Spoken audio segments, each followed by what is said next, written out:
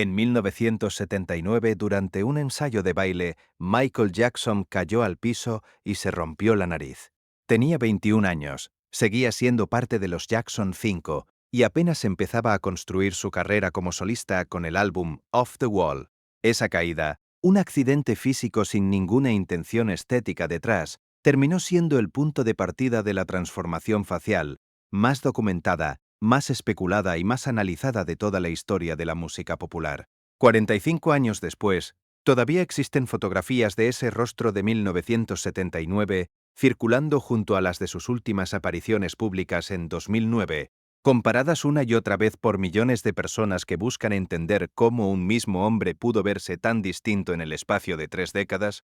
La primera rinoplastia de Jackson, según reportes médicos posteriores, se realizó como consecuencia directa de esa fractura nasal sufrida en el ensayo. No fue en su origen una decisión estética planeada. Fue una cirugía reconstructiva necesaria después de un accidente físico real, documentado por su propio equipo en ese momento. Sin embargo, esa primera intervención abriría la puerta a un proceso que continuaría con distintos grados de intensidad durante el resto de su vida adulta. El cirujano plástico Stephen Hofling se convirtió, con el paso de los años, en una de las figuras médicas más asociadas al rostro de Jackson. Aunque el propio cantante rara vez confirmó en público el alcance completo de los procedimientos que se realizaba, Jackson, en distintas entrevistas a lo largo de su carrera, reconoció abiertamente haberse sometido a 2 rinoplastias, explicando que las había necesitado para mejorar su respiración y su capacidad vocal durante las presentaciones en vivo.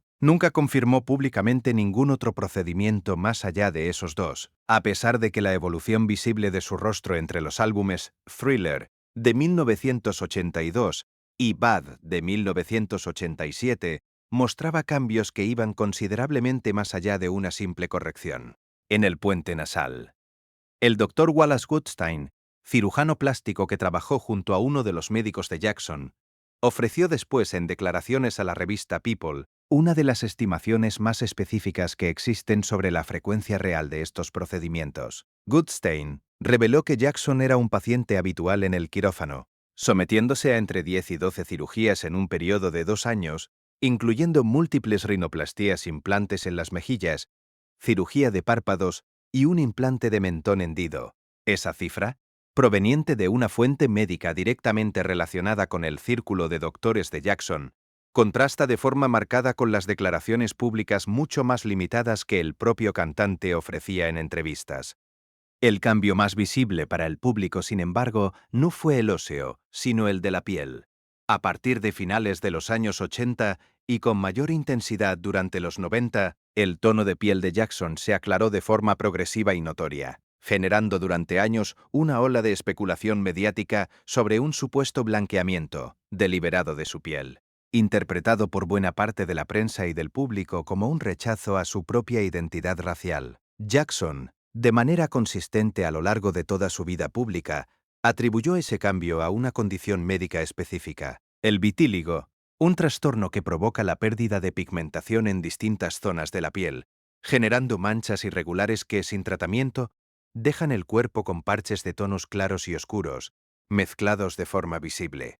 En 1993, durante una entrevista transmitida en vivo con Oprah Winfrey, vista por decenas de millones de espectadores en Estados Unidos, Jackson abordó el tema de forma directa, buscando desmentir públicamente las acusaciones de blanqueamiento intencional que lo perseguían desde hacía años. Explicó que padecía una enfermedad que destruía los pigmentos de su piel, que no tenía control sobre esa condición, y que el uso de maquillaje y cremas para uniformar el tono de su piel era, en su explicación, un intento de disimular una condición médica, no de alterar deliberadamente su apariencia racial. La entrevista generó reacciones mixtas en su momento. Algunos sectores del público aceptaron la explicación con empatía, mientras que otros mantuvieron el escepticismo, en parte porque el vitíligo, en la mayoría de los casos documentados médicamente, no suele producir un aclaramiento tan uniforme y extendido de la piel como el que mostraba Jackson en fotografías de esa década.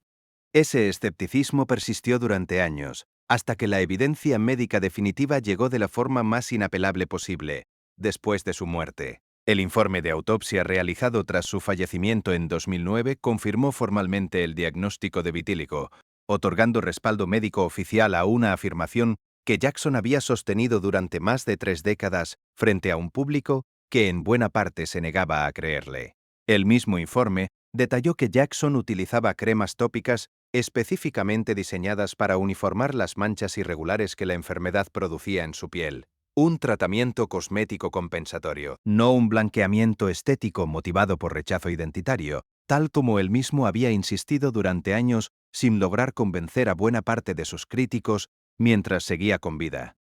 Existe, sin embargo, otro elemento médico que complica todavía más el análisis de su transformación física y que recibió mucha menos atención pública que el vitíligo o las rinoplastías, el lupus. Según una investigación periodística que tuvo acceso a través de un proceso judicial a los expedientes médicos de Jackson, elaborados por su dermatólogo y su cirujano plástico, una porción considerable del trabajo quirúrgico realizado en su rostro correspondía en realidad a procedimientos reconstructivos derivados de su condición de lupus, una enfermedad autoinmune que puede interferir directamente con la capacidad normal de cicatrización de la piel. Esa información, obtenida por un investigador identificado como Strick, a partir de documentos aportados por la parte acusadora durante uno de los procesos legales que Jackson enfrentó, resulta relevante precisamente porque provino de una fuente sin ningún incentivo para minimizar o exagerar el historial médico real del cantante.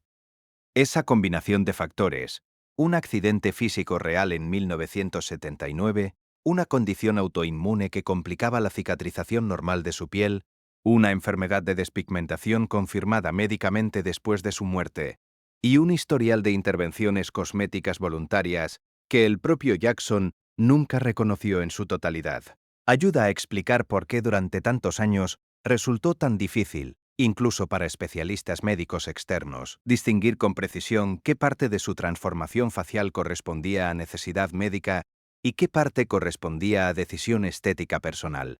Esa misma ambigüedad, alimentada por el silencio parcial de Jackson frente a la prensa, terminó generando durante años un ambiente de especulación pública casi ilimitado, en el que cualquier cambio visible en su rostro se interpretaba automáticamente como una nueva cirugía, sin que existiera jamás una confirmación médica independiente que pudiera zanjar la discusión de forma definitiva.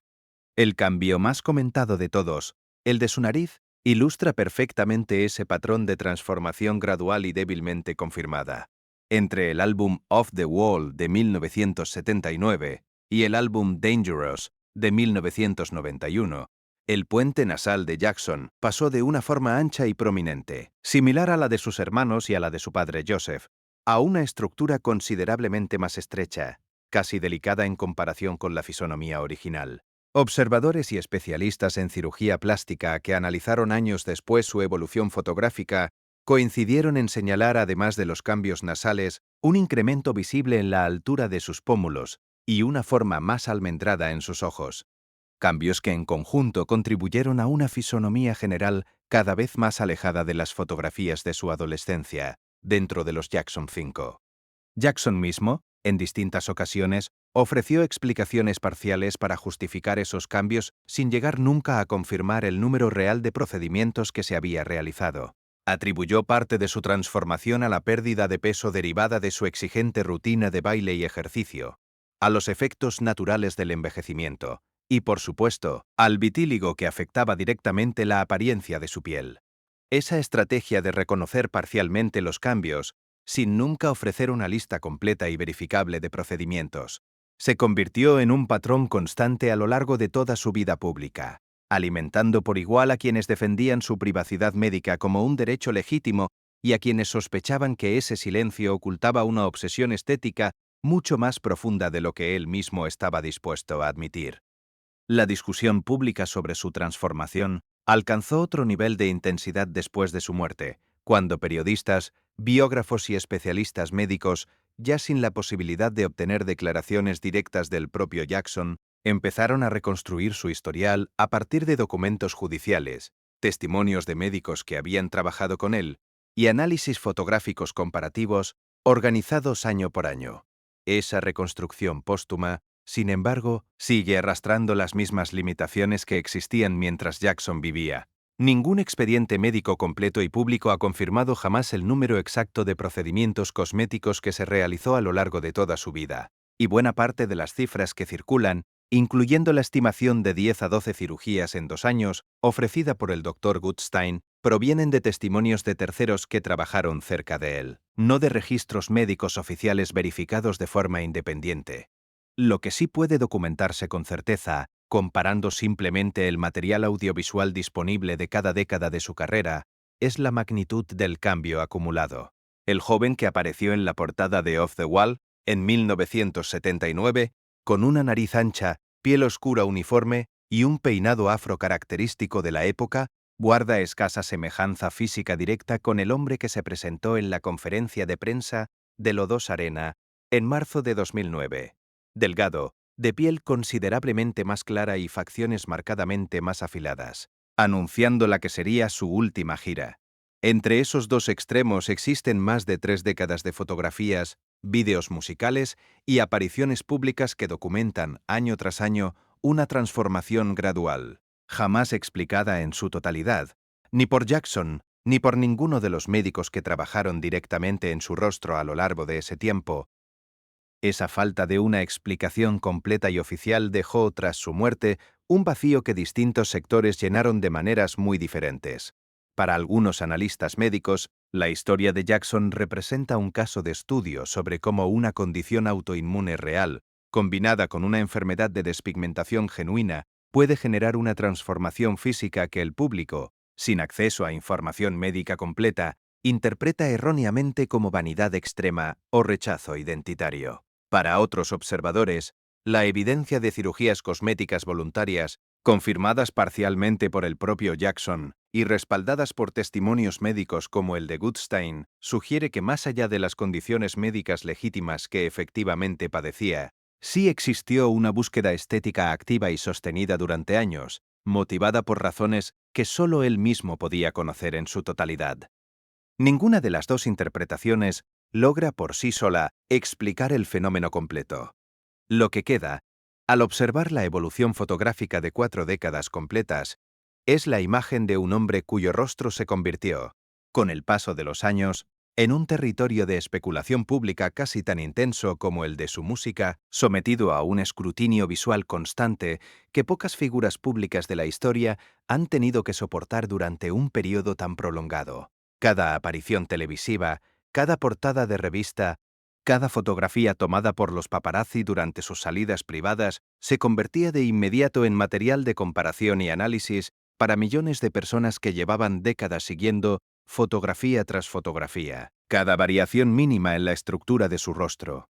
15 años después de su muerte, con el respaldo médico oficial del vitíligo confirmado por su propia autopsia, con testimonios de cirujanos que trabajaron directamente con él y con documentos judiciales que revelan la existencia real de una condición de lupus que complicaba su proceso de cicatrización. La imagen que emerge de Michael Jackson ya no es la de un hombre motivado únicamente por una obsesión estética descontrolada, ni tampoco la de una víctima pasiva de enfermedades que explicarían absolutamente cada cambio visible en su rostro. Es, en cambio, la de un hombre atravesado simultáneamente por condiciones médicas reales, documentadas y confirmadas, y por decisiones estéticas voluntarias que él mismo se negó, hasta el último día de su vida, a explicar por completo frente al público que llevaba décadas observándolo. Queda al final una pregunta que ni las autopsias ni los testimonios médicos han logrado resolver del todo: si el rostro que el mundo vio evolucionar durante 30 años